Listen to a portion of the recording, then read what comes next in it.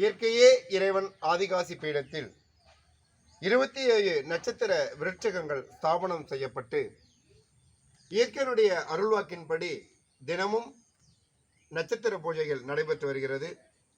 இன்று திருவோண நட்சத்திரம். இந்த திருவோண நட்சத்திரத்தினுடைய மரம் வெள்ளருக்கு மரம். உலகத்தில் உள்ள அனைத்து திருவோண நட்சத்திரக்காரர்களுக்கு இன்று இயற்கையே இறைவன் ஆதிகாசி பீடத்தில் வெள்ளருக்கு மரத்திற்கு பூஜை நடைபெறுகிறது.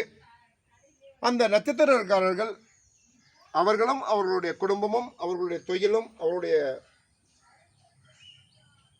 ஆரோக்கியமும் மேன்மேலும் வளர இன்று வெள்ளருக்கு மரத்திற்கு பூஜை நடைபெறுகிறது.